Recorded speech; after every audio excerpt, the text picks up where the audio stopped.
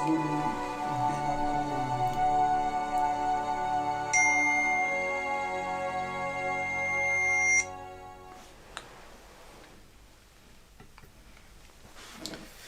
Kembo, Kembo, Kembo, Natatanzambi Yamazulu, Kinfumu Kiakoyisa.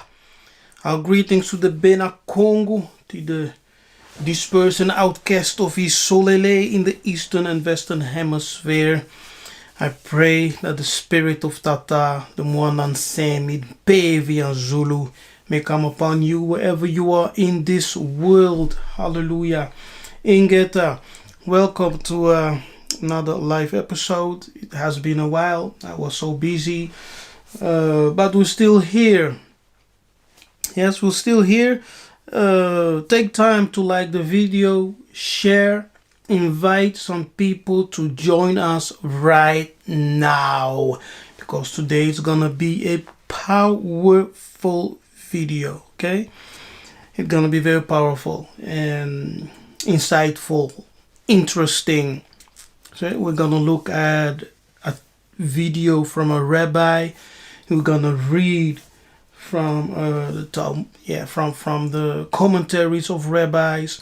So make sure to come in, join us right now, invite some people to join us, like the video and share. Okay, come on people, like the video and share. Hallelujah.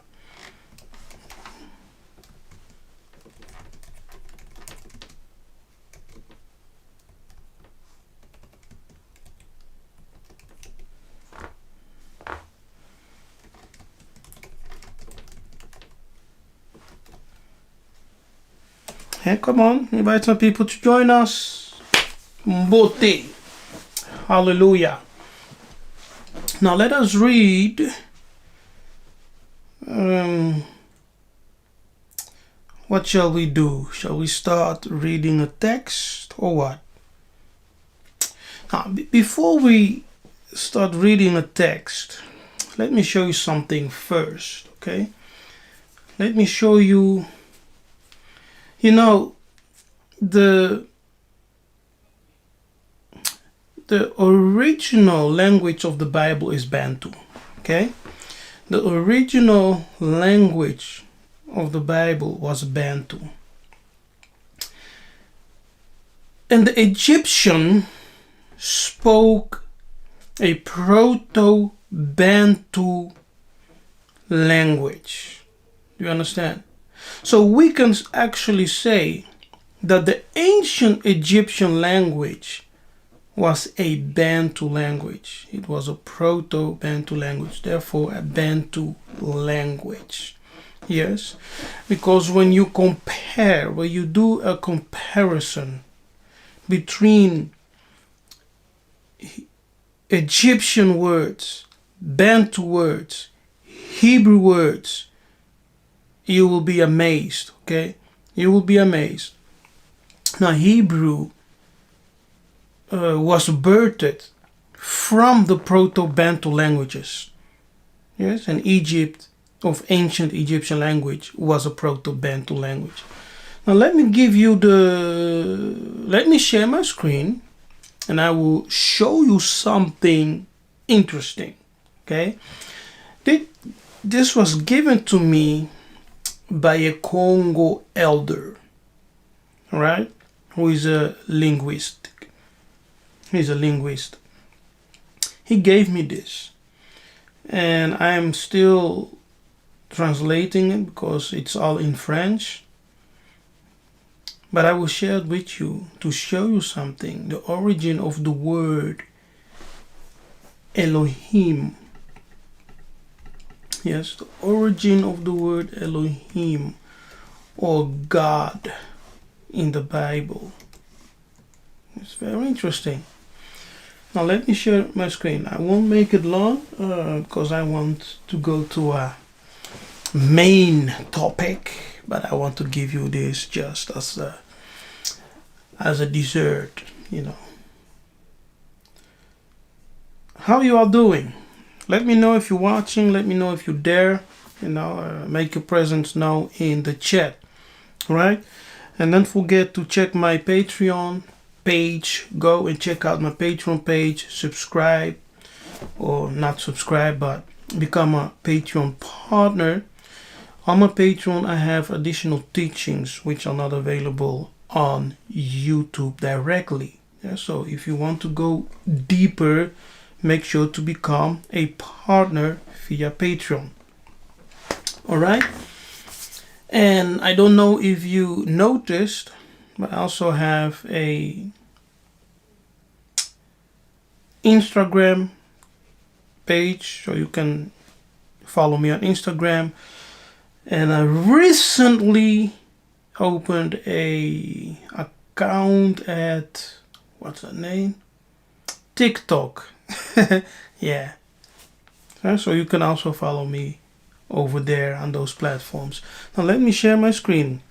Hallelujah. Now make sure to like and share the video, people. Come on. Like and share, okay? And you can make your presence known in the chat. Let me know that you're here. Let me know that you're watching. Hallelujah. Kembo.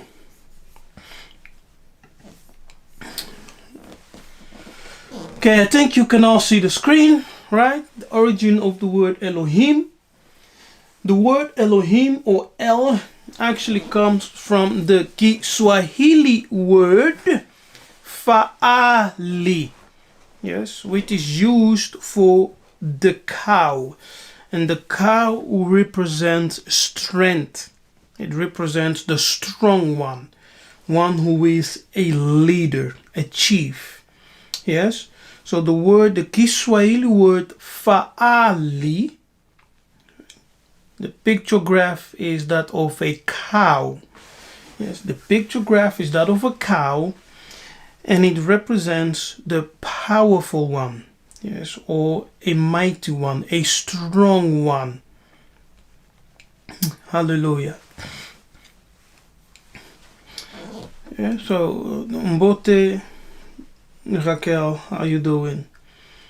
Yeah, so Fa'ali in Egyptian Swahili means power.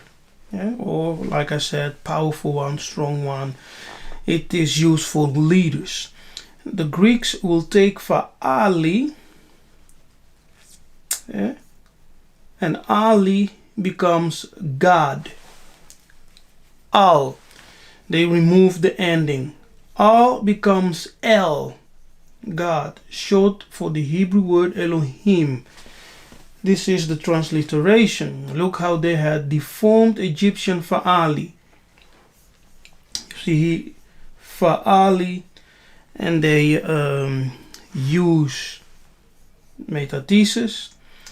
They reverse the letters. So Ali, they put Ali in the front and Fa at the back. So Fa'ali becomes Alifa. Yes, Fa'ali becomes Alifa. They reverse the word to give birth to Alpha. Yeah, the Alpha concept. In the Greek. So to make things even more complicated, the Alpha will become, you see, here with the F will become Alpha as we know it today in the Greek. Crazy. It is actually linguistic games, but the phonetic values remain the same. The F becomes the PH. We are told that Jesus in the beginning is the Alpha. Consider the metaphor. Alpha is derived from the Egyptian Proto-Bantu Fa'ali, which means powerful one, mighty one, strong one, or a leader. Okay, it's crazy, eh? So you see that the cow, even in Paleo-Hebrew, you have the pictograph of a cow. That cow represents power, authority, strength. Now, the Bible translators, those who created the written script in Hebrew and Greek. They took the Swahili word fa'ali, they manipulated it, and fa'ali became alpha. Yes, and fa'ali became alpha. Okay. Now let's go to our topic today. Yeah. Let's read the book of Amos. The book of Amos 9 verse 7. Are ye not as children of the Ethiopians? Ethiopians should be Kush. Yes. Are you not as children of the Ethiopians, which should be Kush? Are you not as the children of the Kushites unto me, O children of Yiseka'yah, said the Lord, Kongo? Have not I brought up Israel, Yiseka'yah, out of the land of Mizraim? Mizri is in the Bantu language. Okay, we have the word Misri in Bantu, which refers to Egypt. Okay, the people in Kenya, they are familiar with the word Misri. Yes, the Bantu in Kenya are familiar with the word Misri, referring to Egypt. Kami. Alright? So the Bible asks these questions. There's this question asked here. Are ye not as children of the Ethiopians unto me, of the Kushites unto me? O Bena, Yiseka'yah, Bena Kongo. Let's read it from the Septuagint. Okay, here we have the Septuagint, the same verse, Amos 9 verse 7. Are not ye to me as the sons of the Kushites, O children of Israel? Yiseka'yah, said the Lord, Kongo. Did I not bring up Yiseka'yah, Israel, out of the land of Egypt, which is Misri? Okay, now let's go back. Let's go back to the Blue Letter Bible.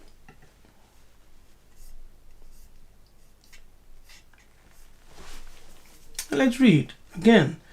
Are ye not as children? Now here it is written Kibeni, right? Are you not as children? Kibeni. Now Kibeni is also Bantu, you know. Are ye not as children of the Kushites to me, Kushiim? So this text here can also render it, are you not to me as my sons of the Kushites, O Bene Yiseka'yah? Okay, that's Kibeni, as my son. Kibeni, as my son. Are you not as my sons of the Kushites, O Bene Israel, Bene Yiseka'yah, Bena Kongo? This is something else, eh? You see, when you understand, when you have understanding of the Bantu language and you speak the Bantu language, you will see a lot of hidden treasures in Scripture as you are reading the Bible and looking at the Strongs in Hebrew and in Greek. Yes, in Hebrew and in Greek, you will see Bantu words. And when you know what those Bantu words translate to, for the definitions of the Bantu words, it will open your eyes to understand that we are the people and that the original book, the manuscript, the stories were taken from the Bantus who were in Egypt. Okay? When you ask the ancient Egyptian, where did your ancestors come from? They will tell you they came from Kush. They came from Nubia. And when you ask the Nubians, the Kushite, where did your ancestors come from? They will tell you, we came from Kongo, Katiopa. We came from Kongo, Katiopa. So from Kongo, Katiopa, which was also known by the word Tanganyika. Yes, Tanganyika. From that place, our ancestors used to travel up and down. They will go to Nubia and they will go to Egypt. And eventually, they settled themselves in Egypt. Okay, and they built the Egyptian civilization. So the foundation of the Egyptian civilization, the Kemetic civilization, is Bantu.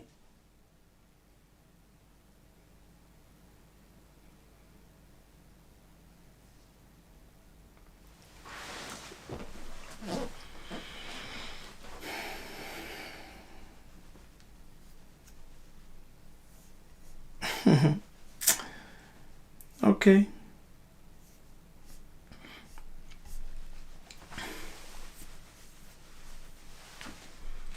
Fa'ali is the cow, right?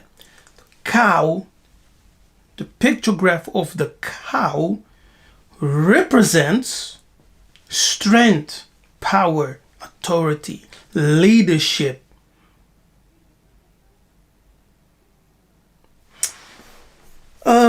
Okay,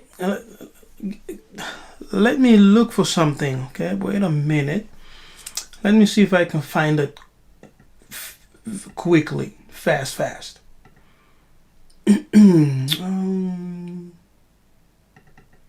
Give me a moment. Yes.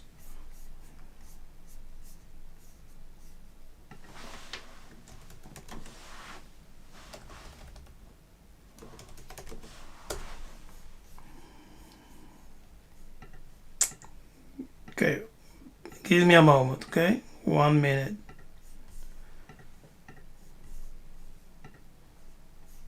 Oh, come on.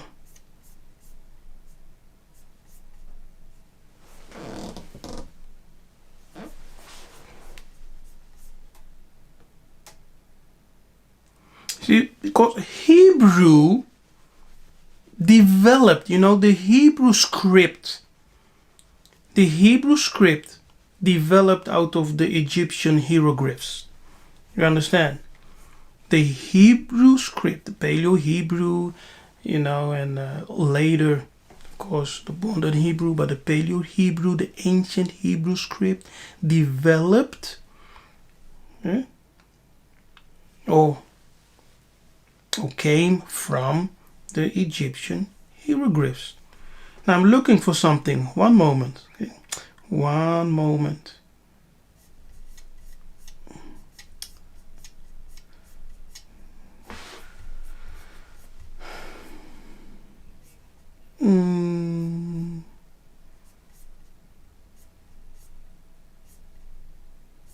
Now, come on.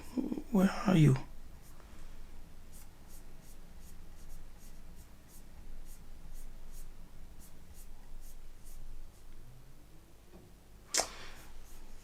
Maybe I have the wrong book here. Bear with me for a minute. Okay, people?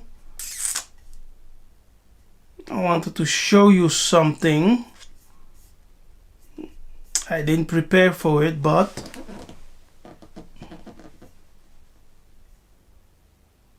oh, all right. Got it. Let me put it on the screen so you can all see, okay? We are not making things up. Enkele pagina.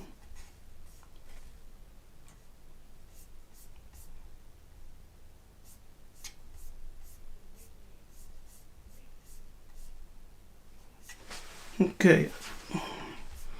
Thank you so much for your patience. Hallelujah. Ingeta, are you still there? We're just starting, by the way. We will go deeper and deeper. Are you ready to take a dive with me? Yes, we will go deeper and deeper. So we're just starting. Now let me reshare. Now look at this, people. If you just came in, share this video right now. Share this video right now. Invite some people to join us immediately right now. Go ahead. Like the video. Give this video a thumbs up. Yes? Let's go. Now, the origin of the word Elohim comes from the Swahili, the Kiswahili Fa'ali, which you see here is represented by the pictograph of a cow. Do you see it? The cow with the horns, right? The horned cow. Red heifer. Fa'ali. The word God comes from the Swahili Fa'ali. Fa'ali in Egyptian Swahili means power. Do you see that? Egyptian Swahili? Because Egyptian was a pro-Bantu language. Yes? The Hebrew, the ancient Hebrew is Bantu. So you have Egyptian, which is a pro-Bantu language. You have the Bantu languages of today. And then you have the ancient Hebrew. All those three are connected. They have one source. They come from one and the same source. You understand? So the Egyptian language is an African language. It is a Hamitic language.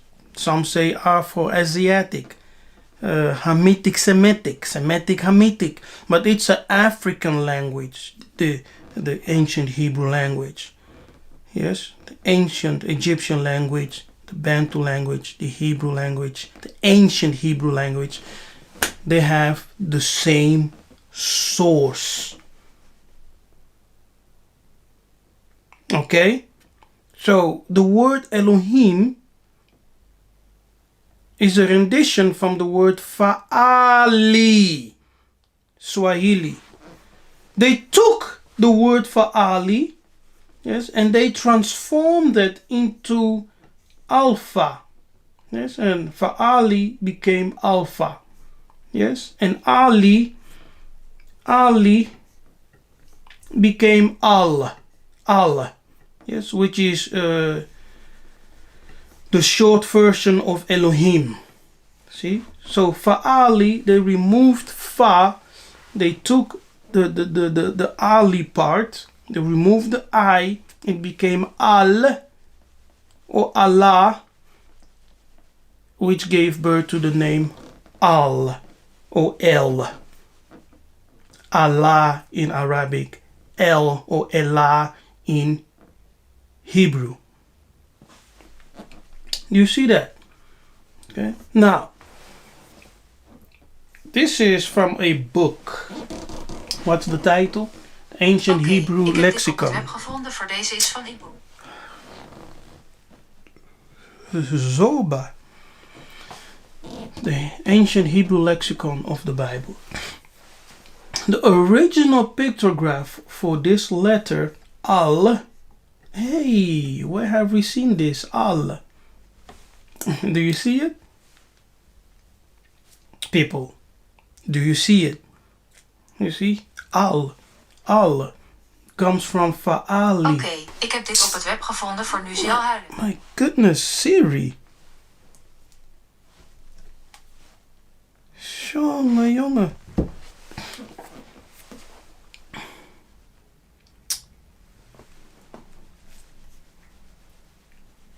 is distracting me, as you can see.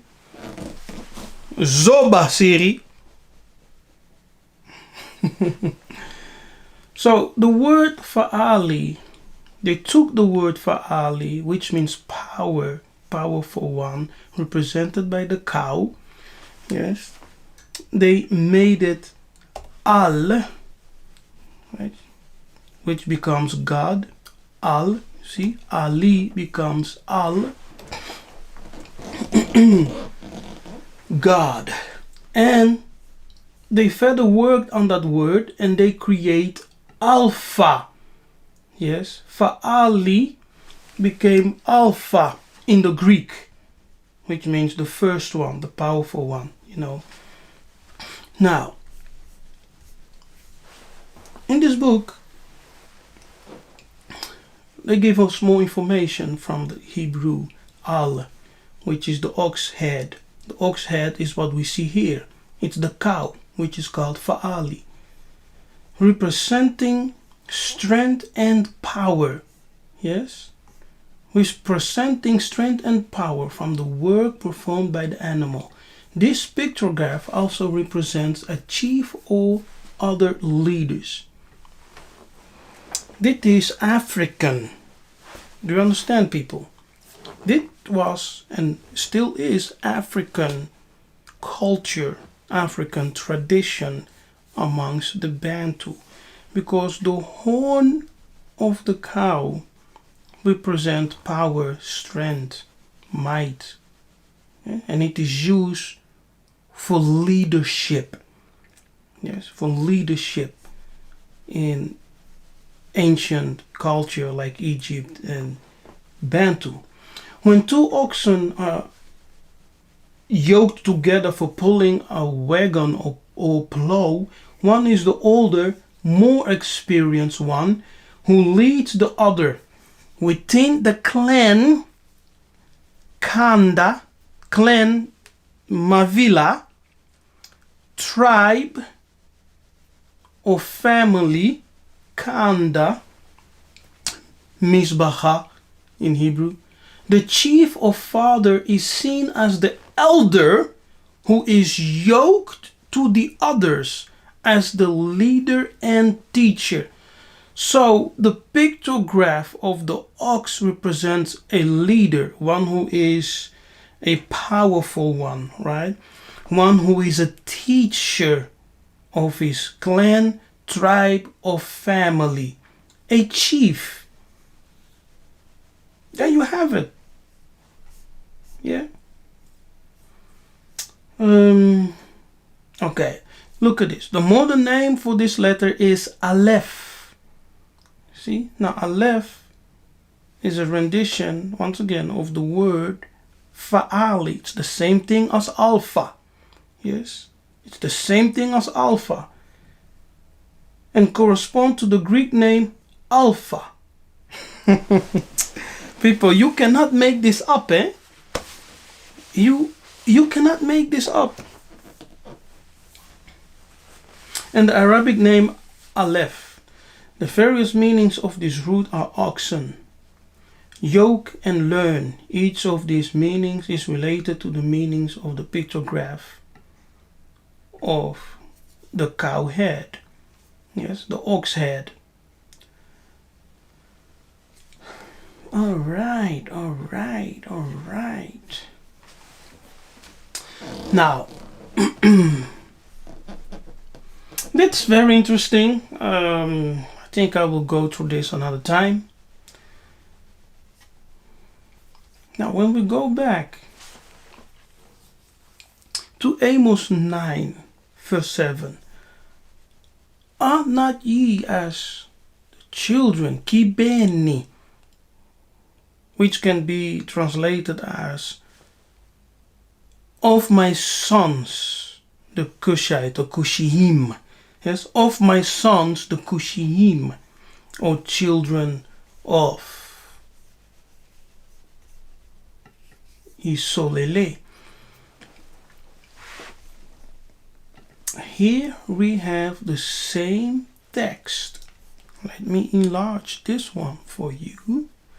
Okay, here we have the same text,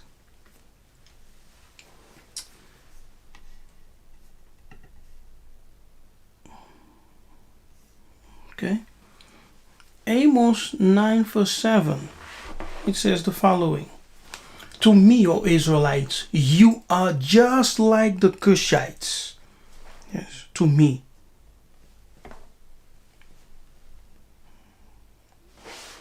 Declares the Lord. True, I brought Israel up from the land of Egypt, but also the Philistines from Kaptor and the Armenians from Kir. To me, O Israelites, you are just like the Cushites. Now let us read commentary of the rabbis. What do the rabbis say about this verse? What is their commentary? Now this is a commentary, one of the commentaries, okay, we will, from the Midrash, we will read this one and another one. Okay, but this is one of the commentaries. I am black but lovely, O daughters of Jerusalem, like the tents of Kedar, like the curtains of Solomon. Songs of Songs 1, verse 5. I am black but lovely, black in terms of my actions, but lovely in terms of the actions of my ancestors. Now, this commentary, to me, it makes no sense.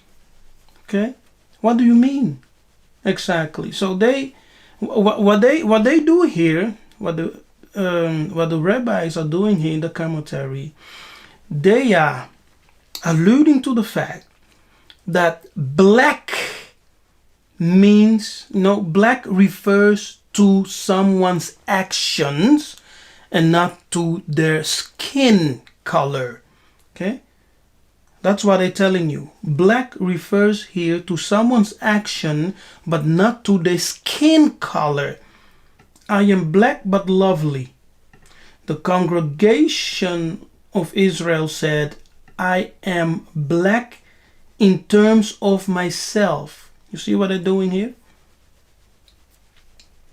And I am therefore lovely before my Creator. As it is written, Are ye not like the Cushites to me, children of Israel?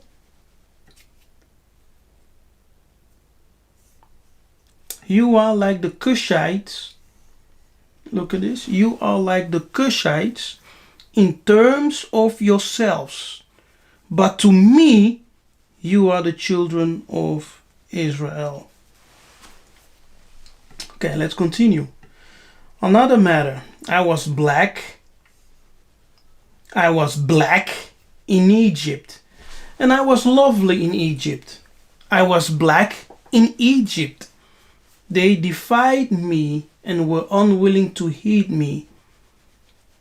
I was lovely in Egypt with the blood of the Paschal offering and the blood of circumcision, as it is written, I passed you, and I saw you wallowing in your blood, and I said to you, in your blood you shall live.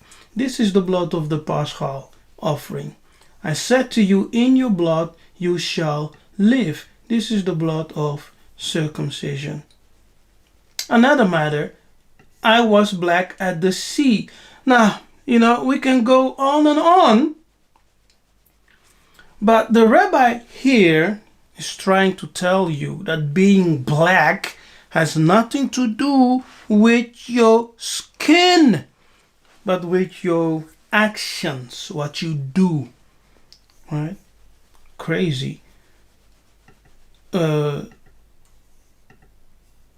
right. Now,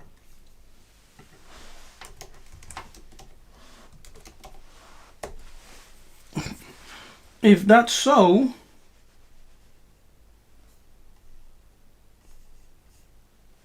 Job 30 verse 30 says, my skin is black upon me. It has nothing to do with his actions, because we know that Job was a righteous man according to the scriptures, right?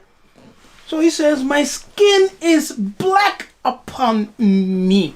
It has nothing to do with bad behavior or good behavior. the Israelites are black. The Israelites are Kushi. Okay? And they are called Kushi. Kushim. It has nothing to do with good behavior or bad behavior or their actions. Alright? Okay. Oh, what did I do? Now, let's look at another commentary. Let me see if I can find them. What happened?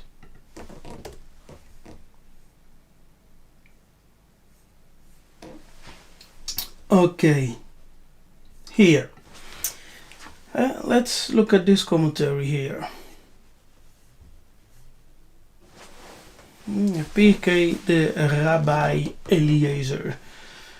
Rabbi Tachana said the Israelites also are called Kushites. Okay, interesting. So the Israelites also are called Kushites, as it is said, are ye not as the children of the Kushites unto me, O children of Yisolele? Now look at this, what they add. Very strange. Just as the body of this Cushite is different from all creatures, so do the Israelites differ from all the nations of the world in their ways and by their good deeds. Now once again, they're trying to connect blackness, right? Being called Kushi. The Israelites being called Kushi by the prophet. Once again, they're trying to connect it with behavior. Yeah? Good deeds. So to be Kushite means you are of good deeds. It's for them like an analogy. Being called Kushite, they are interpreting it here in the commentary being good deeds. They're telling the readers, or let me say the students, when the Israelites are called Kushites, it is in the term of their good behavior. Oh, en tout cas.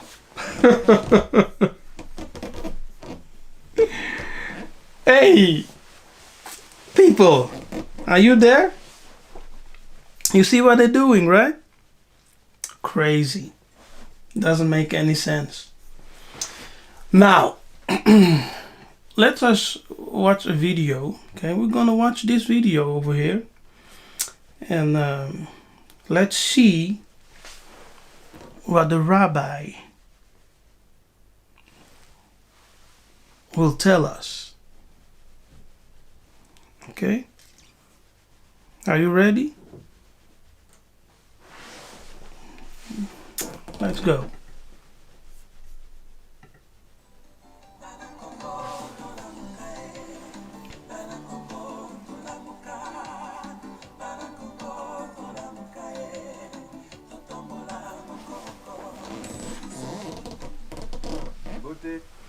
Okay, now this is a rabbi. As you can see, he's in Israel.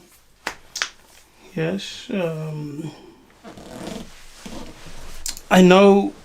Let us just listen to this rabbi, okay, and I will give my comment on what he's saying. Okay. Now let us assume that this rabbi knows his stuff. He knows what he's talking about, right? Because he has studied for many years. He has a head rabbi, you know, who is his mentor or whatever. He's part of a leadership board or council, or I don't know what they do. But this rabbi will say some stuff that many of you will disagree. Yeah, because you're still swimming in the waters of certain terms and definitions which are not 100% truthful. Okay? So as the rabbi will begin to explain certain things which I will comment on, don't be triggered. Just listen. At the end of the video, you can have your own opinions. You are entitled to have your opinions, whatever. But the truth will remain the truth. Okay? Alright? Mbote, shalom, bonjour. Émission des Kongo. Comme vous l'avez vu, la semaine passée, nous avons parlé de l'histoire de Abraham, de Kush, de Ram et de Nimrod. Et now we're gonna talk about, let me enlarge it, right? Like this, okay, better. So, he will tell us the story of Abraham, and we will go deeper. Abraham, donc, il a eu 2 enfants, Ishmaël et... I don't need to translate for you because you can just read, the translation is there, right? He's speaking French, the translation is there. Isaac. Et Isaac va avoir 2 enfants lui-même, Yaakov et Esav, Ésaü. Nous savons que à Yaakov est dit dans la Torah que c'était un Ishtam, c'est-à-dire que c'était un homme qui restait sous les tentes, il étudiait. Okay, now first of all, he says that Jacob, right? Jacob was called Ishtam. Ishtam means, according to him, the man of the tent. That's not correct. Rabbi, that's not right. Ishtam means the perfect man. Tam in the Hebrew is perfection. Yes, they say that he was a man of the tent. Or they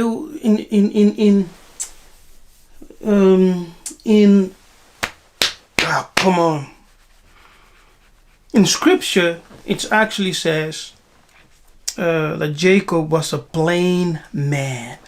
Yes, he was a plain man, a man of the tent. Now that word plain is actually a wrong translation. It is the Hebrew tam, which is defined as perfect, complete, whole. Yeah? So, Ishtam actually means the complete man. So Jacob was a complete man, complete muntu. Yes, a complete muntu. Yaakov est dit dans la Torah que c'était un Ishtam, c'est-à-dire que c'était un homme qui restait sous les tentes, il étudiait, il était à la yeshiva de Shem et Ever. Et Esav, lui, c'était un homme qui aimait aller dans les champs. And Esau was a man of the field, yeah, a man of the hunt. He liked to hunt, he liked to kill animals. He was the man of the field. Siemi, Bandeko, if you just came in, Mbote to you, Nusiemi, Bana Kongo. Mbote. Donc Yaakov va pouvoir partir à Haran et va épouser les 2 filles de son oncle, Lavan. Il va épouser donc premièrement Léa, ensuite Rachel. De ces 2 femmes plus leurs 2 servantes vont naître. And so Jacob, you know the story, he marries the daughters of Laban, yeah, Laban. And he eventually gives birth to 12 sons and a daughter. 12 tribus, 12 fils qui vont devenir les 12 tribus d'Israël. Parce que Yaakov, en rentrant de Haran pour repartir en terre de Canaan, il va avoir cet épisode où il va se lutter avec l'ange. Et cet ange-là va le nommer Israël. Okay, now, eventually you know the story. As Jacob, Yakubi, Akubi, however you want to render his name, when he came from Haran on his way to the land of Canaan, right? We are told that a group of angels, first of all, before he fought with a angel, he was received by a company of angels.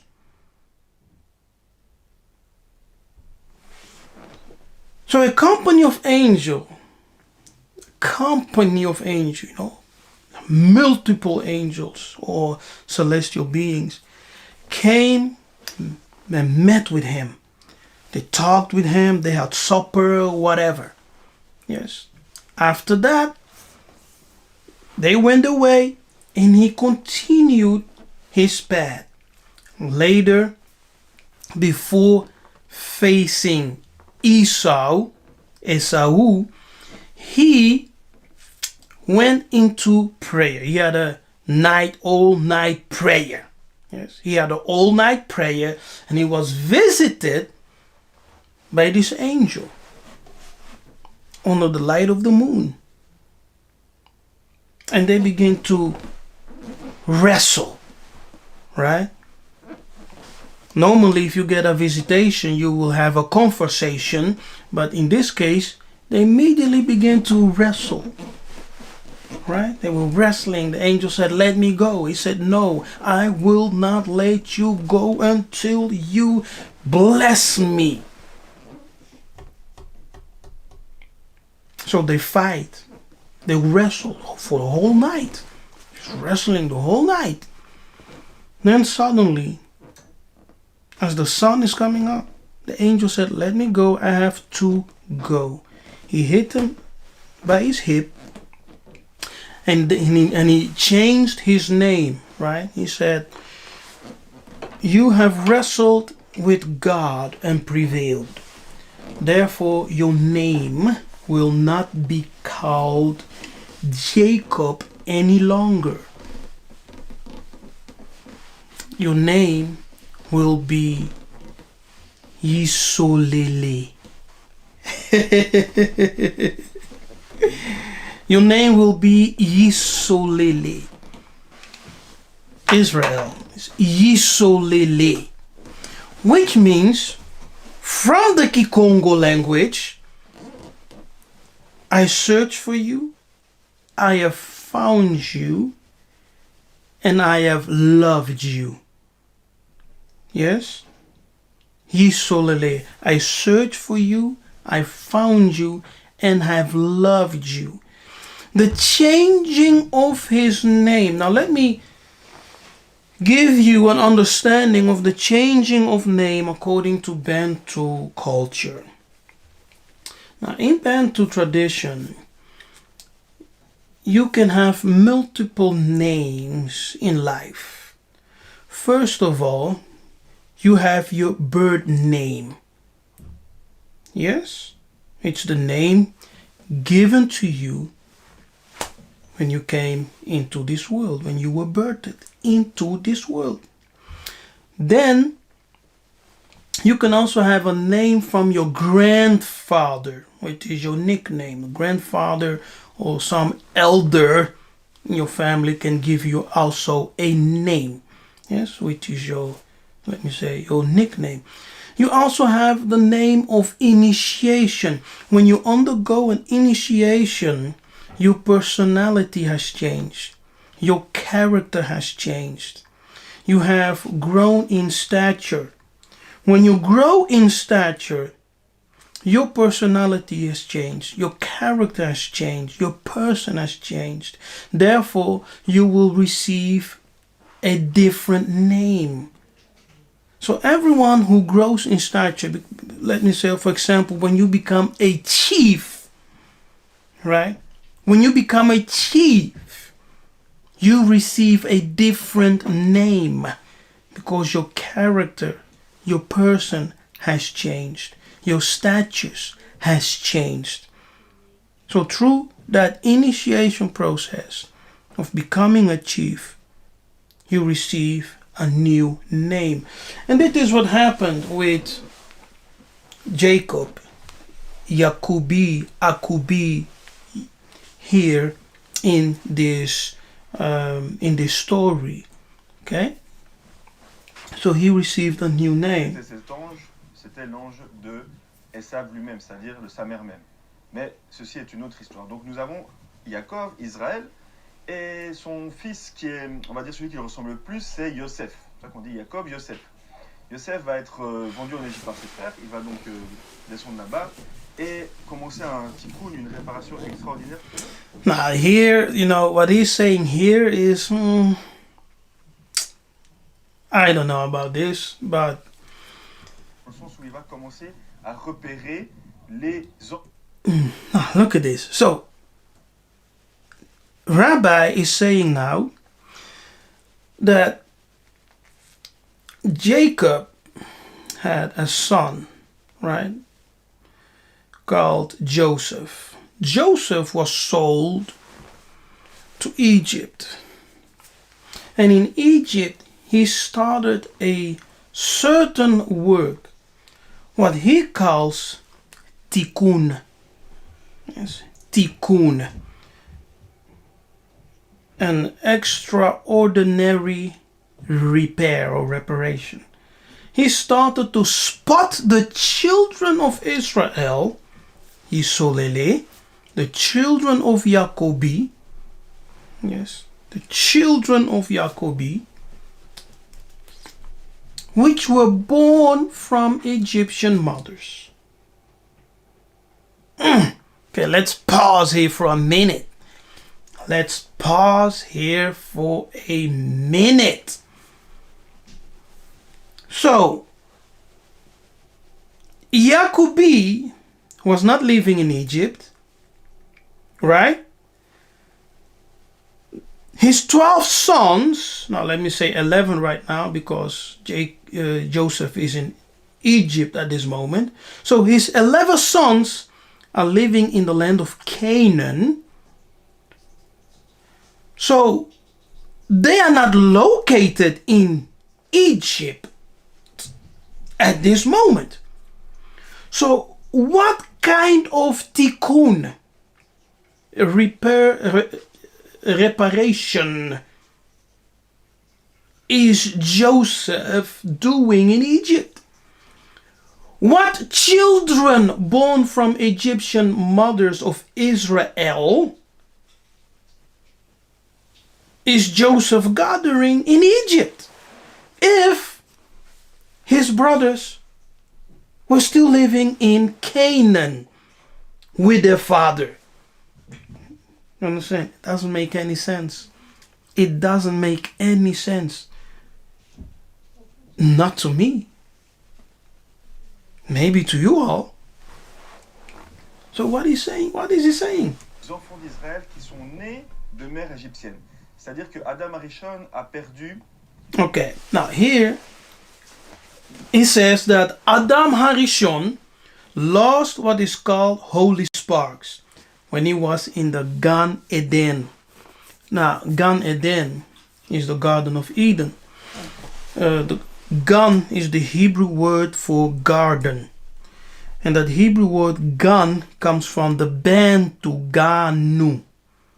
Yes, which means garden or boundary or an ark shed. Yes, so the Hebrew Gan, which is translated garden, comes from the Bantu Ganu and from the Egyptian Gan. So you have the Egyptian Gan, the Bantu Ganu, and the Hebrew Gan. All three say the same thing, garden. Adam Harishon lost what is called holy sparks. Harishon means the first. Yes, Adam the first. Adam the first. So the first human. That's what he's alluding to. The first human. The first human in the Bantu tradition, in some of the, not all Bantu, but amongst the Kongo and the Manyanga, the first human is called Mahungu. Yes, Mahungu. He was a perfect Muntu, a complete Muntu, therefore Nzambi, a god.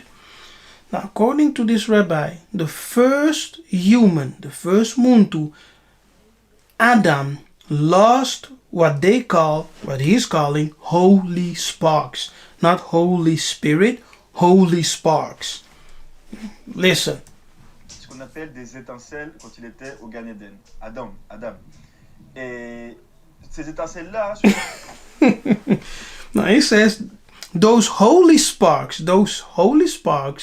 ended up being inside of Egyptian bodies. So Adam Harishon, the first human being, right, who was a perfect man, lost those holy sparks. And as a consequence, those holy sparks traveled, they waited for generations upon generations to eventually enter into Egyptian body, Kushite bodies. Yes. Egyptian body, Kushite bodies. The Bene Ham, or Ham. The Bene Ham. In Kongo, Kami. Yes, in Egyptian, Kam, which means black, dark, burned. The children of Africa. Qui avaient des âmes d'enfants d'Israël. And this Kushite people of Africa, in whom entered the holy sparks, which came from Adam Harishon, became the Bene Israel in Kemet, who had Bene Israel souls, according to the Rabbi. You see how crazy this is, eh? This Rabbi, eh? So let's assume this Rabbi knows what he's talking about. Yes, he knows what he's talking about, right? Because he's a rabbi. He's a learned man. Hours of Torah reading, Torah research, Torah study. Et Yosef a dû aller récupérer ces gens, premièrement, en leur... Now, Joseph had to bring back those people first by giving them Brit Milah. Brit Milah, which is the circumcision.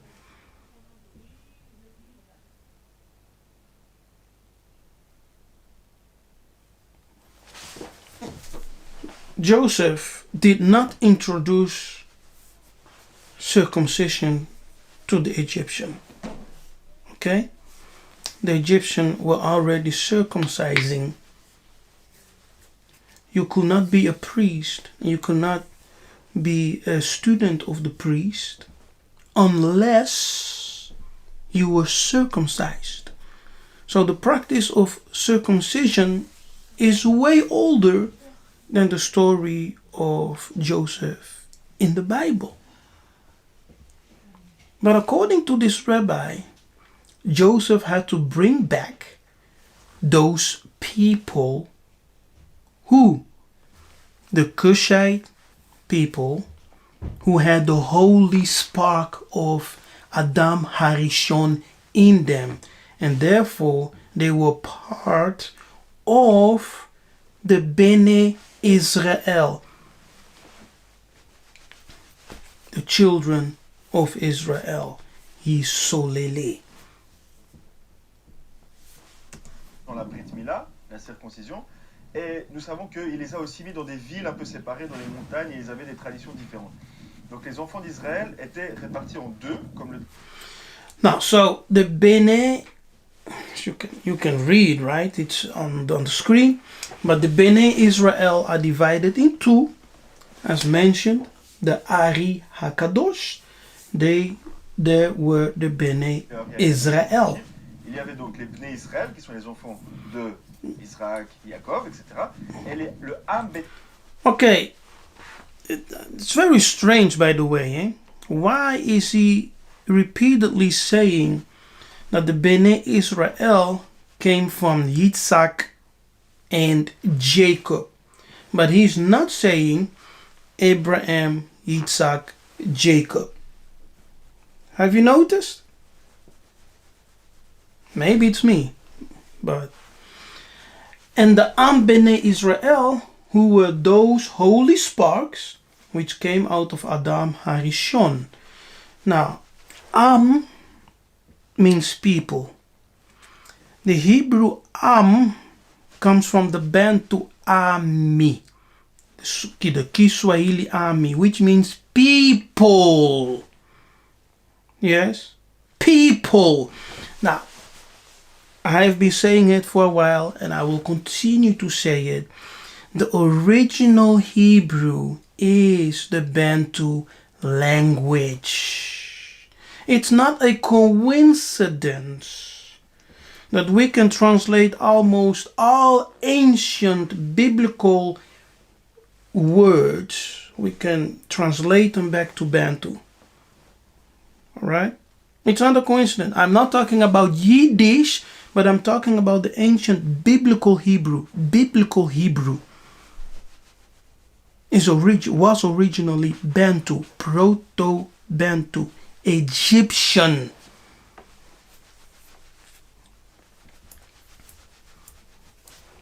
Israël. Ce sont ces étincelles divines qui sont sorties d'Adam Arishon pour certaines raisons et qui ont dû être récupérées pas. Now he's saying that the Bnei Israel, the people of the children of Israel, were brought back to their fathers by Joseph. And so Joseph went there as a slave and he was gathering all those lost souls of the Israelites to their fathers. Par les Avot, ils ont dû en fait convertir, on va dire, ou and they had to convert. You see where they're going. And they had to convert or to bring them back inside the Israel people. Man, my brothers and sisters, this is what I told you all in the prophetic alert. Many rabbis will come and they will bring truth, but they will also bring confusion. They will also bring deception with them because they want to take control of the awakening and convert you into their system. You understand? This rabbi, instead of just saying the Africans, the Bantu are the original Israelites, he's coming up with this theory, with this story of the holy spark of Adam Harishon, ending up in black bodies in Egypt, in the black bodies of the Kemetic people of Kush, the Nubians. And then Joseph, as being in Egypt, had to bring them back by conversion.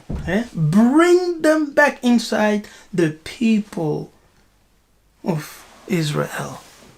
Does this make sense to you? Does this make any sense to you? Let me know in the chat. Come on now. I will give you a minute to react.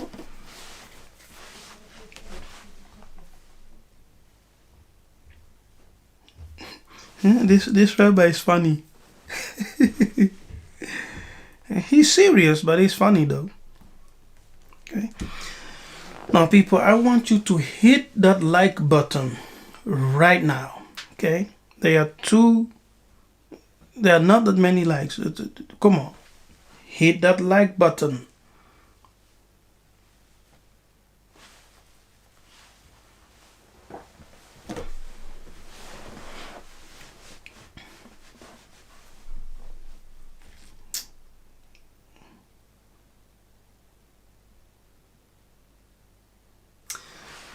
All right.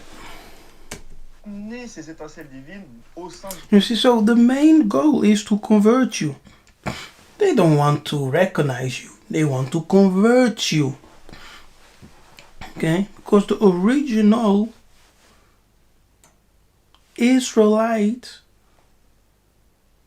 is called Kushi in the Bible. So he's telling you that the holy sparks which ended up in black bodies in Egypt is a coded language to say the Israelites are black. And they are from that geographical location. Africa. They are Bantu.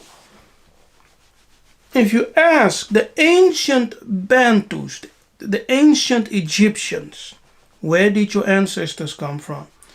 They will say they came from Nubia, from Kush. And when you ask the ancient Nubians, the Kushites, where do your ancestors come from? Or where did they came from? They will say they came from Kongo Katsiopa, which is also known as Tanganyika. They came from Kongo Katsiopa because the foundation of the ancient Egyptian civilization is Bantu. Okay? Haters will hate, but the truth is what it is. Okay? The truth is what it is. We have reached a time and a season that we must stop promoting the lies of the Kadiampemba, because many of us who read books, who do researches, we love the works of the Mundele, and we disregard oral traditions of African ancients. We also disregard African works of African scholars. We call them dummies. It's foolish.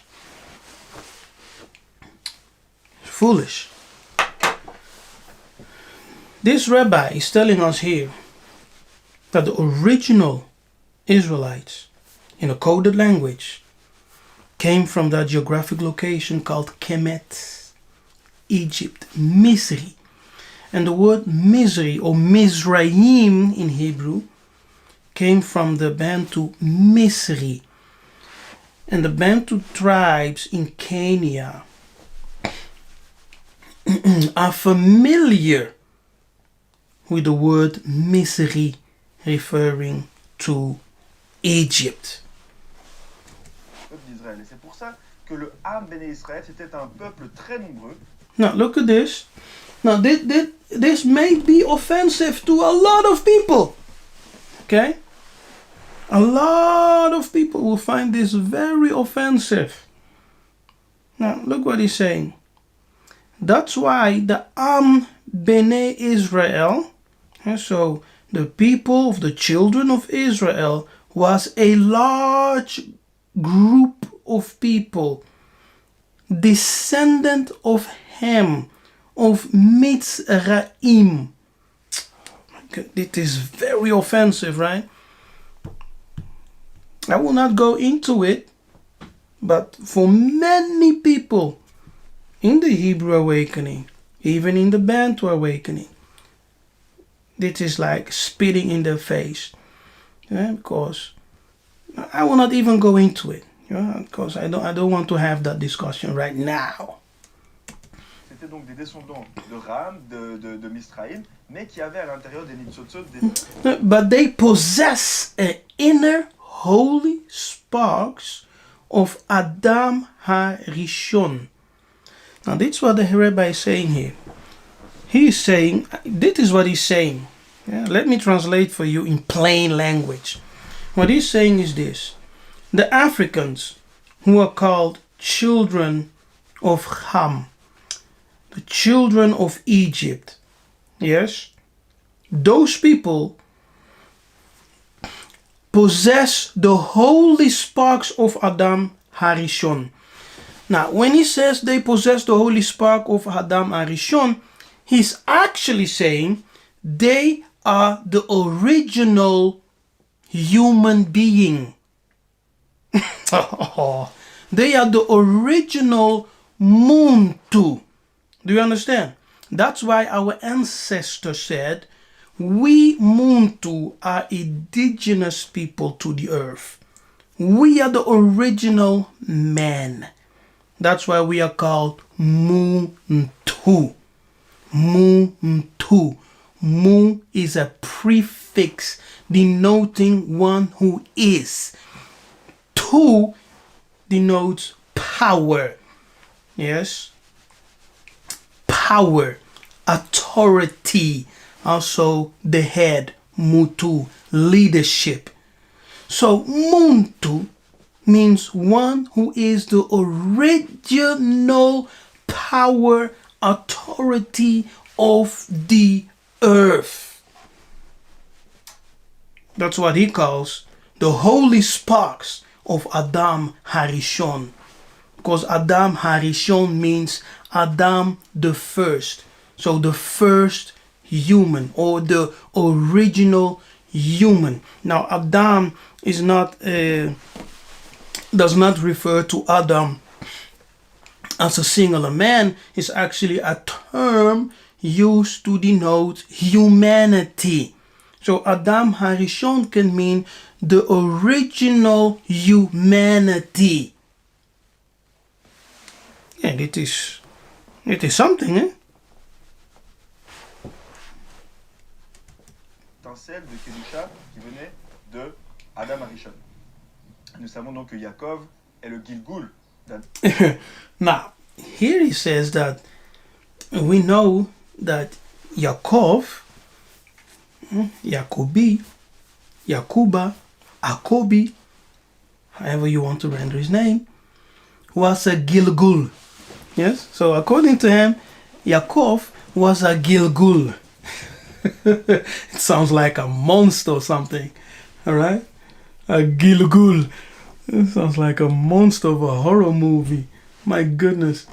But Gilgul in their Yiddish means the reincarnation of. So according to him, Yaakov was an incarnation of the incarnation of Adam Harishon. Do you see what he's doing? Do you see what he's doing? Now, he's connecting. Let me rewind for a moment. You will see what he's doing here. Now, he said that the African men, right? The children of Kami, the children of Egypt, the Kushites, that they have the holy sparks of the original Muntu, the original man. They are considered the original humanity indigenous to the earth. Now he's playing a game. Now he says that Yaakov was the reincarnation of the original Muntu. Yes, Gilgul. The reincarnation. And Yaakov gave birth to the people Israel. Them. He's counting himself as the people of Israel. Therefore, the Kushite who are called, the original Muntu, and they who are called Israel are therefore of the same spirit. Did you get it? Okay. Donc ces âmes ont été récupérées par premièrement Yosef. So the souls were brought back first by Joseph, puis Yaakov, and then to Jacob, Israel.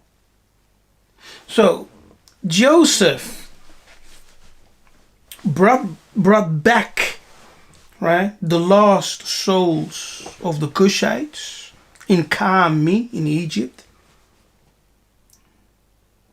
And then they were incorporated into Israel so they could become one, according to this rabbi. Israël. Interesting, eh? Et c'est pour ça qu'au Congo, vous verrez. Oh, what? Look what he's saying. This is why almost all of Congolese are circumcised today.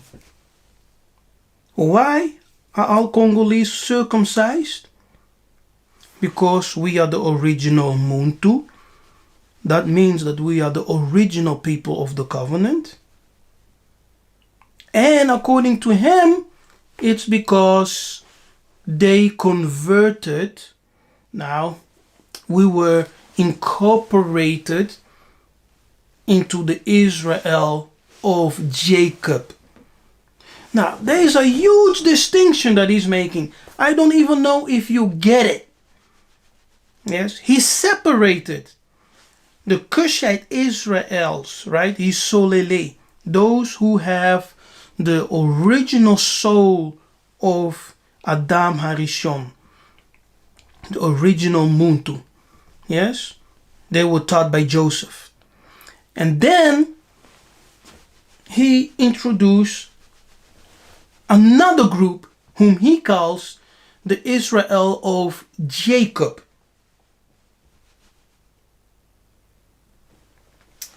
And they became one people.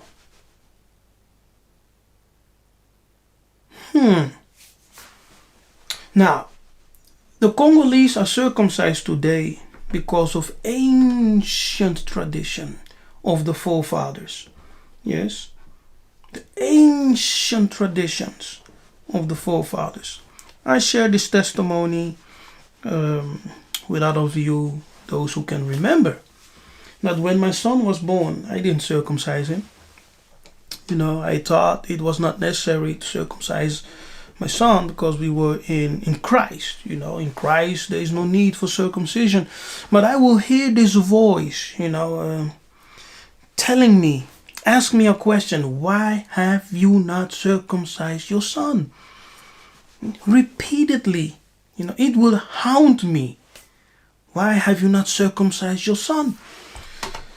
So eventually I did, I circumcised my son and peace returned, and I didn't understand why I was hearing that voice and command, but later, as I came into the awakening, as the Tanzania began to open my eyes to the truth of who we are, I began to understand completely the reason behind it. You see, in this awakening, we're not just here because we hate the Mundele, because we hate Christianity. No, it's actually nothing about hate, but it's about the truth. And I believe that we are living in very prophetic times, crucial times, where Tatanzambe wants to awaken all of us, and they are messengers, people who came down as messengers from Zulu to receive the revelations, to receive spiritual insight, and to share with the Bena Kongo all over the world. All of us have an assignment to fulfill, and there are some people that I need to reach through my ministry, right? And there are some other people who will be reached by someone else's ministry. So there is a certain amount of people that I'm assigned to, that I have to reach them with this message. That's my assignment, personal, as apostle, prophet, messenger, Nabi. Yes, everyone has his own assignment. But the tradition, the Congolese tradition of circumcision did not come with the Jewish people. It's a very old and long tradition. All right? Que beaucoup de gens, pratiquement tout le monde, est circoncis. Pourquoi? Effectivement, après Yosef et Yaakov en Égypte, nous avons Moshe.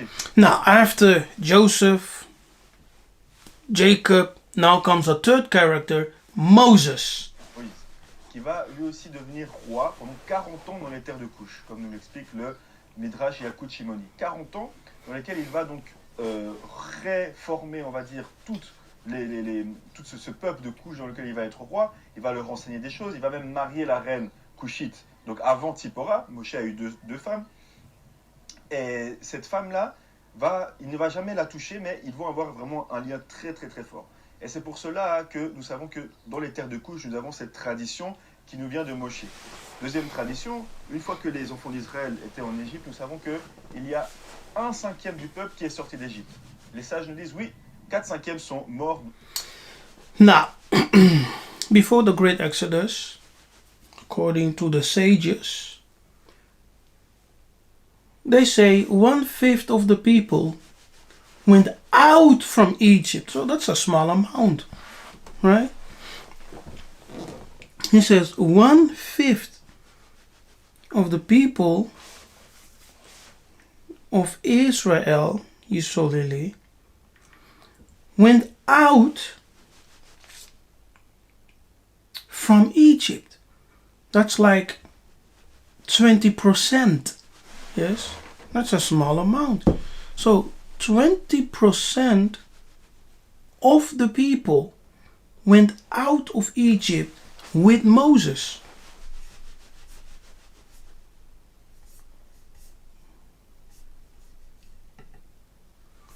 Can we read? Let's read a verse, okay?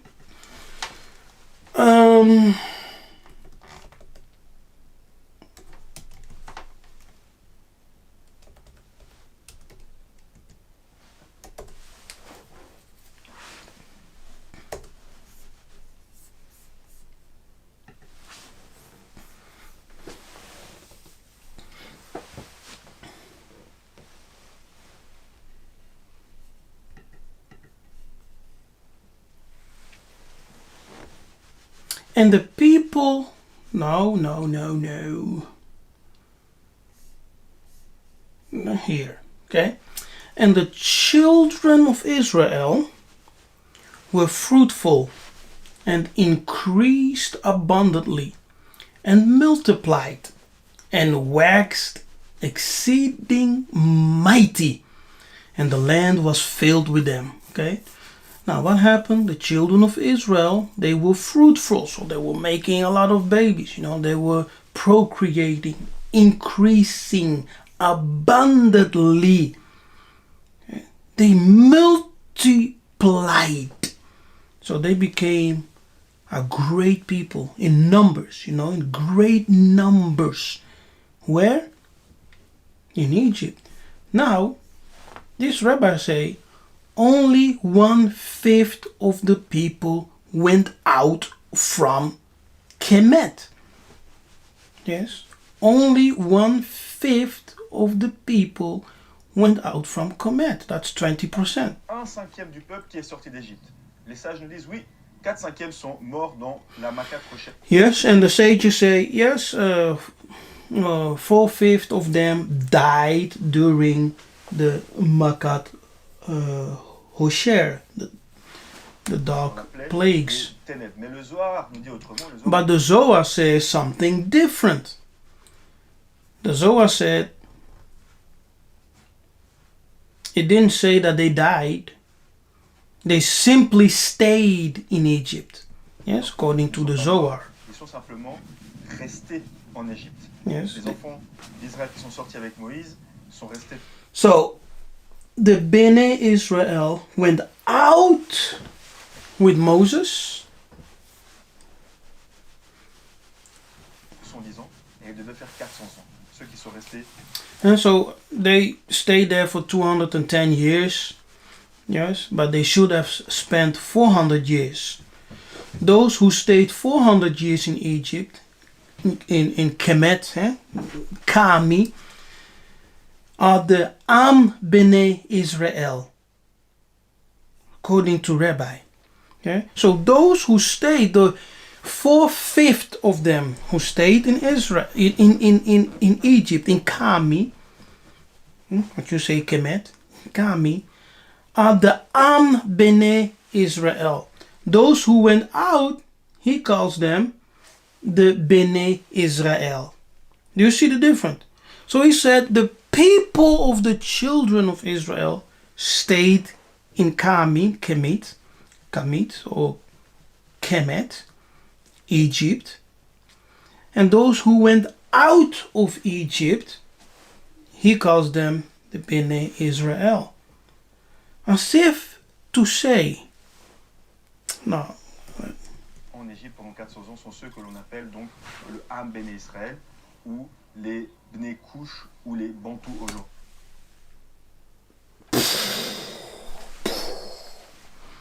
Did you get it? So, those who stayed 400 years in Egypt, in Kemet, or Kami. In Kamit, the T is not pronounced. You get Kami. Those who stayed in Egypt, he calls Am Bene Israel. Now, once again, is Bantu, right? Am is Hebrew, but it's also Bantu. In Bantu, it's Ami. In Kiswahili, Ami means people. Yes, it means people. So the people of the Bene Isolele stayed in Egypt. And those people, according to Rabbi, are the Bene Kush or the Bantus today, according to Rabbi. All right. Let's go back. Are you not as children of the Ethiopians, Cushites, unto me, O children of Isolele, Bene Isolele, said Kongo, right? The Lord is Kongo. Are not as children. Now, here, you see this word here, right? The short version is Ben. Ki Beni means as sons of. Yes, the sons of. So, this scripture can also be rendered as, are not ye as my sons of the Cushites?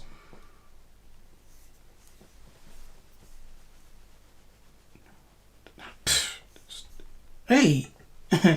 Hey. In the commentary of P.K. the Rabbi Eliezer, yes, says the following. The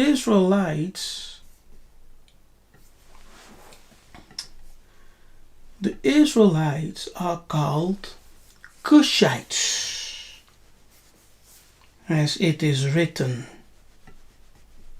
Yes, as it is written. The Israelites are called Cushites.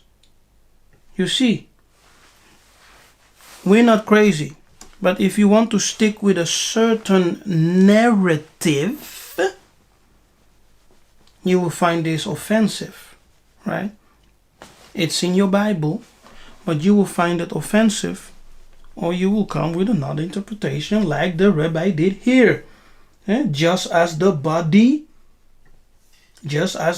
of this Cushite is different from all creatures, so do the Israelites differ from all the nations of the world in their ways and by their good deeds. So they are connecting good deeds with being called Cushite.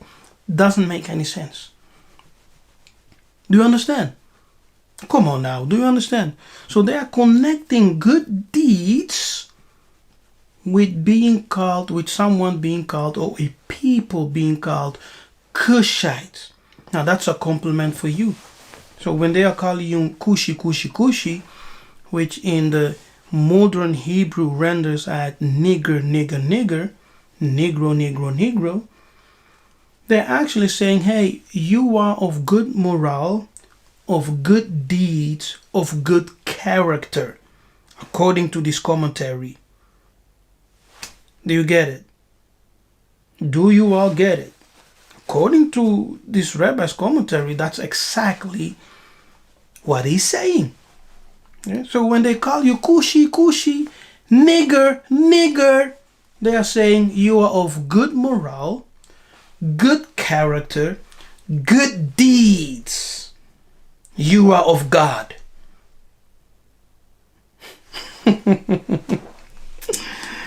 Oh my goodness. So never, never, never again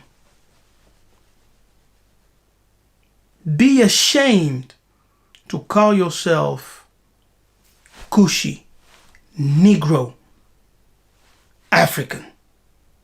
We are the original Muntu. We the Bantu people. We are indigenous to the earth. That's what our ancestors said. That's what our ancestors believed. We have to believe it. We have to stand where they stood and embrace our word, our value. Okay? The Bantu gave civilization to the whole world. Like I said, the foundation of the Egyptian civilization, or the Nile civilization, is Bantu. Yes? Bantu. I can proudly say I am Kushi. Proudly. I've been saying it for a while. People said I am crazy. People said, hey, if you are Hamite, just say so. You know, if you are Kadiampemba, freaking crispy African, just say so. I've never been ashamed to say that I'm African. I've never been ashamed to say I'm Bantu. I've never been ashamed to say I'm Kushi. Negro. Nigger. Because I know where I come from. But when you take, yes, the terms and definitions of the Kadiampemba Mundele, they created all those terms and definitions to divide the Africans. Right? And we will stay divided. We will stay divided. But the divine purpose of Kongo is to unite the Negroes, is to unite the Bena Kongo. That's the divine purpose. To unite.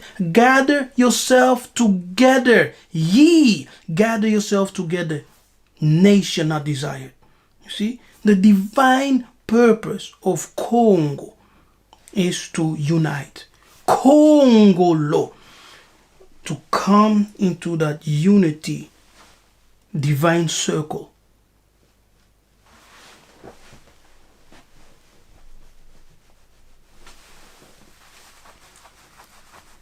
African Hebrew asks a question. What does Muntu mean? I explained the meaning of Muntu already. You have to rewatch this video. Okay, let's finish up with this rabbi. Les Bantous aujourd'hui. C'est pour ça que les Congolais, nous avons ce lien très spécial. Et cette... Now, the Congolese has a special link and practice, that is the circumcision. circoncision qui nous vient donc de Moshe, de Yosef. That we receive from Moshe, Joseph, and Jacob, Israel. Now, that's a lie. That's a lie.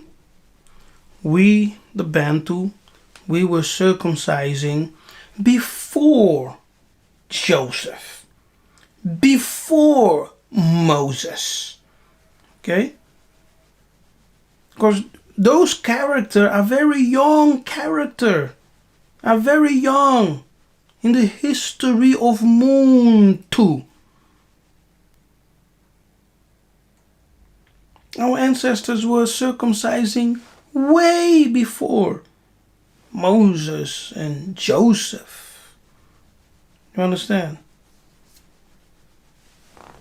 But okay, I get you, Rabbi. La semaine prochaine, nous allons voir un peu plus profondément quelle est cette histoire des 4/5e qui ne sont pas sortis d'Égypte pour partir en terre de Canaan, mais qui sont restés en Égypte 400 ans, comme avait été prédit. All right, that was it. If you want to watch all the episodes, he has like 5 episodes where he talks about the Kongo, the children of Congo. So, people, you see? Now, let me ask you all a question, right? Those Congo haters out there, those who say the Bantus are not Hebrews. Yes, I agree, we are not Hebrews. But we are the ancient Israelites, okay? We are not Hebrew in the sense of that we want to be compared with the Kadian Pemba Jewish people. We are not them. We are the original, what the Rabbi said, Am Bene Israel, who possess the sparks of Adam Harishon, the original human, the original Muntu. Now, according to archaeologies, yes, the oldest human remains fossil was found where? In the Horn of Africa, in Kenya, right?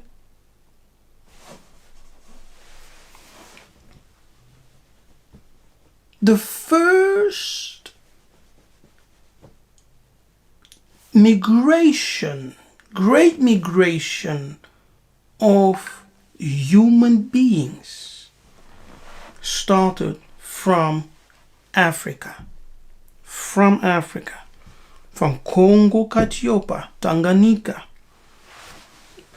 upwards, Nubia, Kush, Kemet, Kami, downwards, upwards again, and people dispersed and went all over the world. So all the ancient civilizations of the world were black. Yes, they were black. So where does the white Kadian Pemba come from? Where does the white Kadian Pemba come from? Now, in this whole video, listen to me right now, okay? Listen to me very careful. Because these rabbis, they know.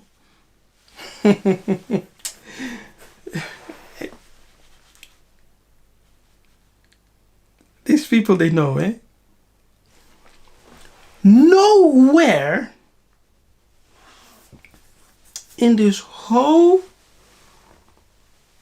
presentation or short lecture, whatever, he never mentioned that the Israelites were children of Shem. How is it, right? Why not? Why not? Not once. That's strange, man. My goodness. That's strange. Why not? Now think about it. When you follow, listen to me, eh? Listen to me. When you follow this series, Bene Kongo, start by episode 1. And this guy will reveal something to you. All right? Actually,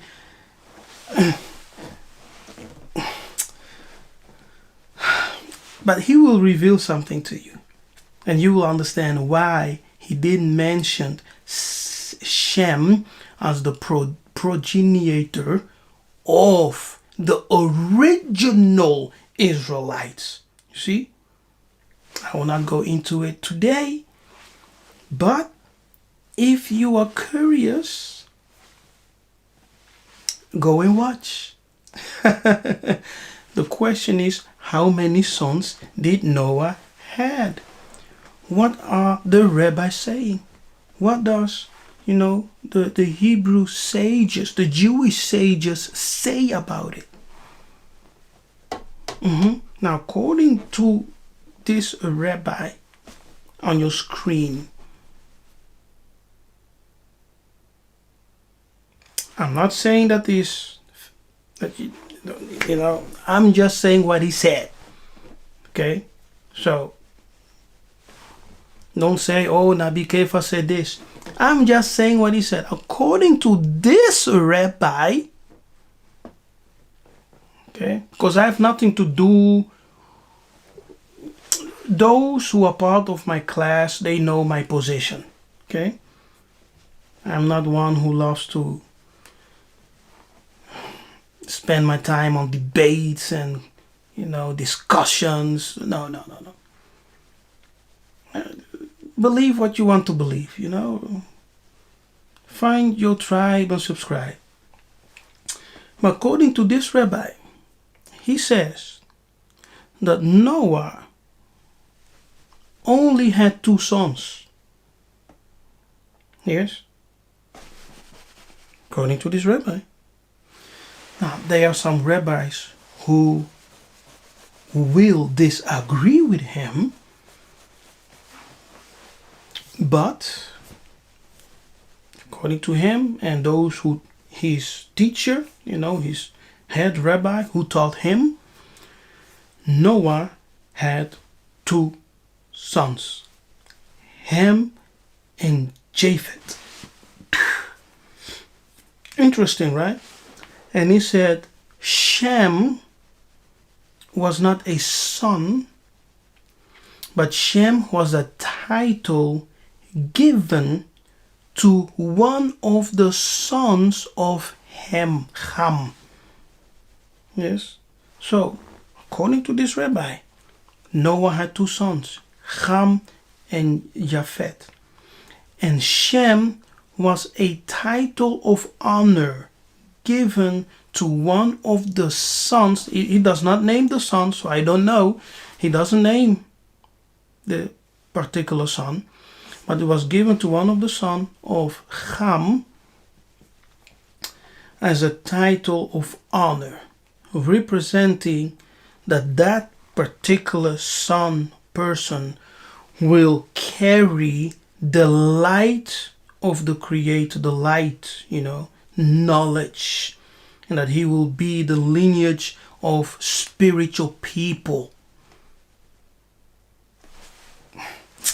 And that's the reason why he continued to connect the Bena Israel in Hebrew with Kush, with Bantu, with Kongo.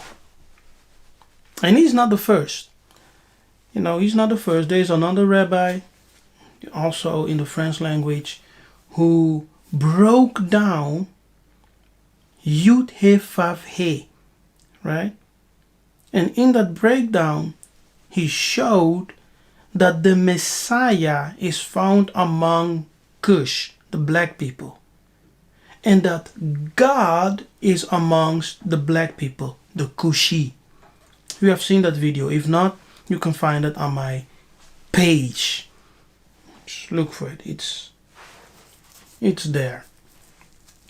Okay, very interesting. So, like I said in the prophetic alert, more and more rabbis will appear, yes, on social media. They will even go around Africa.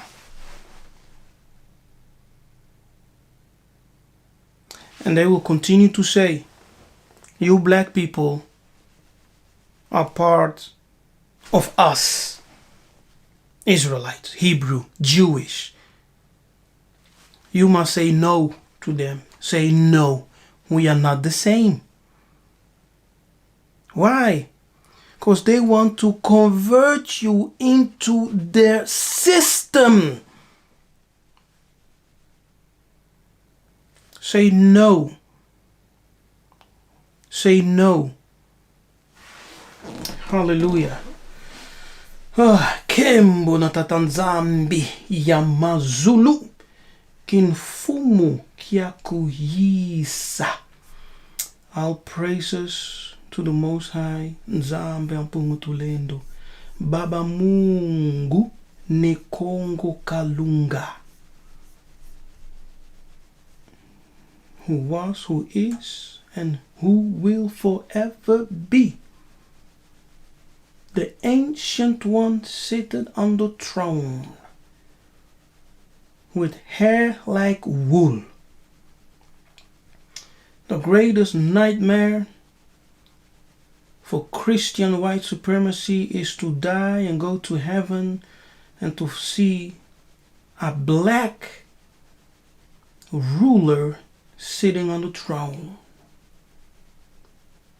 When they see that God's not white, blonde hair, blue eyes, it may be hell for them. Hallelujah. Now let me share something and then we're done. Yes, then. We have been an hour. How long are we on right now? I can't tell. But we have been, I think, more than an hour right now, in an hour 20 minutes maybe. Something like that. Okay, now let me share something with all of you and then we're done for today. Let me look for it, one moment.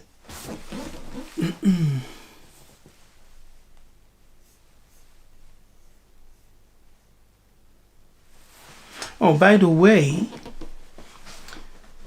the word Hebrew in Kongo is Ibri. Right? Funny, eh? In the Egyptian hieroglyph, the word is Apri. Apri.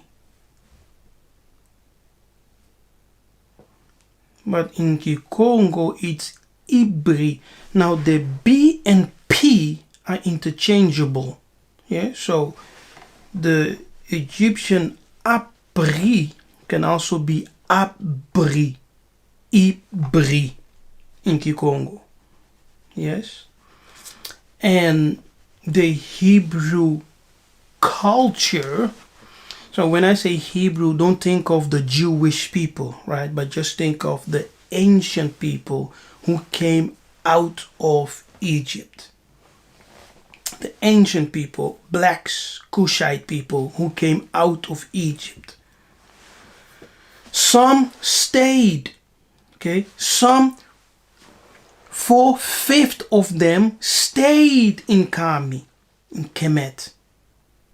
4/5 of them stayed in Kemet. 1/5, 20%, came out. You understand? Therefore, we can understand why Herodotus said that the Hebrews who came out of Egypt were a colony of Egypt. Yeah? They were the people of Egypt, according to Herodotus. But when you want to stick with a certain narrative between Shem and Ham, it conflicts. Yes, it conflicts with actual history and with actual ancient historians.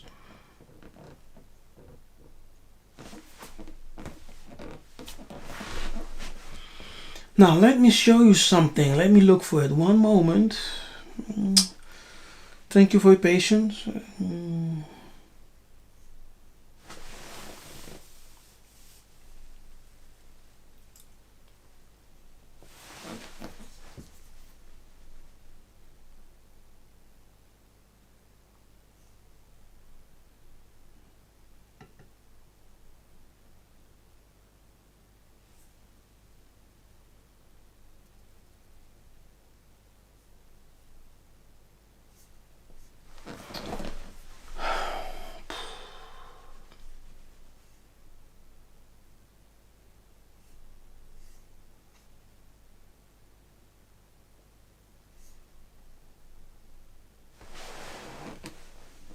Okay, I found it. All right. Let me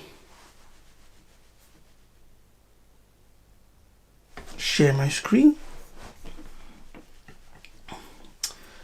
Yes, think you all can see it. Now, ancient Egyptian, right? Kam or Kem. Egypt is the Greek rendition. The Grecian called the land of Kemet, Egypt. Kam or Kem means to be hot. Okay? Kam or Kem means to be hot, to burn. Kemta, fire, heat. Ancient Copts called the land of Egypt Kemet. Kemet from KMT, and Keme or Kemi from KM. Kemet means black land. The definition of the word Ham, Kama or Kemet refers to something hot, burned, or black. This corresponds very well with the Greek term Ethiop, burned face, is to say black person.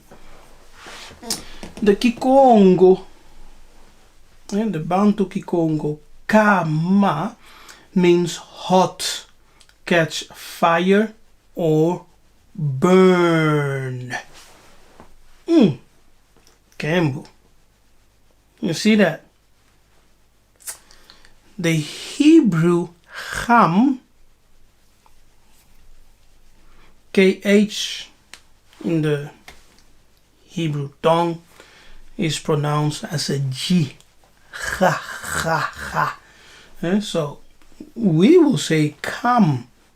Yes, come. But they will pronounce it ham. Now, the Strong's is there if you want to verify. Used for Egypt. Yes, now ham is used for Egypt. The Egyptians were also called Ethiopians by the Greeks. It means hot, warm, comes from kama, to be hot, become warm or burn. Ancient Egyptian language was Proto-Bantu. The biblical Hebrew language was based upon this Proto-Bantu language. By making a comparison between Egyptian Bantu and biblical Hebrew, it will become evident that the Proto-Bantu language gave birth to biblical Hebrew. Now, I use the term biblical Hebrew because modern Hebrew is an invention of the Jews, Ashkenazi. By fusing biblical Hebrew with Germanic and Slavic tongues, they say to have resurrected a dead language. However, the Bantu people have continued speaking the language related with Egypt, which is the Proto-Bantu language. Katiopa, being the cradle of humankind, gave the world the language of the gods, which in turn gave birth to all other languages as the first humans migrated to other parts of the world. My goodness. Do you see? It's something, Now here we have some comparisons, right? I have many comparison words to show you Egyptian, Bantu, and biblical Hebrew. Not Yiddish, biblical Hebrew.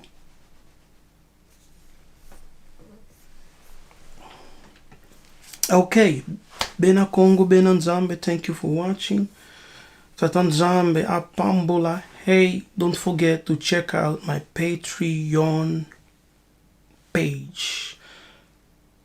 Go there, become a partner, support the work, support the ministry, and I have some additional teachings right there from the BSI classes and some other material which you can use in your study, readings, whatever. So go there if you like, and you can become a partner. You can support me, you can support the ministry, you can support the work. And shout out to all my Patreons who are supporting me right now. May Tatanzambe remember you. May Tatanzambe bless you. May he increase you. May he shine his face upon you and give you his blessing for you and your household. May you prosper in all your work and in all your businesses. Kembo. So I am Nabi Kefa. I've been gone for a while because I was very busy with work. I don't know if I will be able to come, like before, to do a video every week, 2 or 3 videos. I will do my best, but I can't promise because right now I'm so busy with work up till January. Let us just pray and see what will happen, okay? Hallelujah. So I hope you enjoyed today's live class, today's live episode. I know, first of all, many of you will not agree with what I said. Even though the Rabbi said some strange things, in the midst of all the confusion and lies, there are truths. Yes, he also said some truthful stuff. We, the Bena Kongo, we are the original human being. The Muntu is indigenous to the earth. We are the sons of the original Muntu, whom he called Adam Harishon. We know him as Mahungu, the first Muntu who was complete, whole, as God, as Nzambi, in the garden, on the mountain of the gods. The mountain of the gods is called the Garden of Eden, which is in Africa. And the word garden in Hebrew is gan. In the Egyptian is gan. In the Bantu is ganu. It has the same definition. Garden. Orchard. Hallelujah. All praises to the Most High. We are the original people of the book. We are not Jewish. We don't pretend to be Jewish, but we are the original people of the book. And the Bible is a plagiarized story of the Bantus. Alright, people? Some people are still hating on us, saying that we the Bantu are not the Israelite. The rabbis do not agree with you in that statement. They all know, all the rabbis know, that the original Israelite are Kushi. They are found in Africa amongst the Bantu people. We are the roots. Yes, we are the roots. It is what it is. It is what it is. Hallelujah.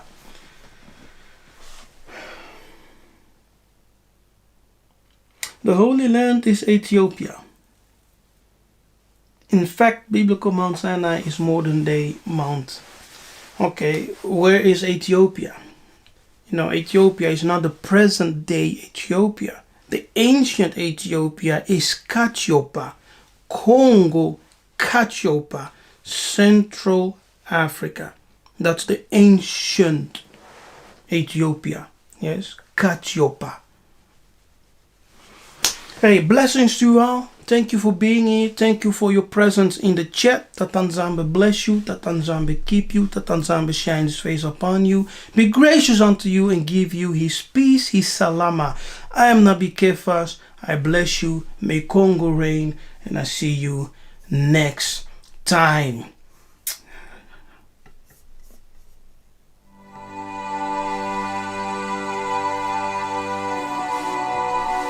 Salama, Bena Zulu.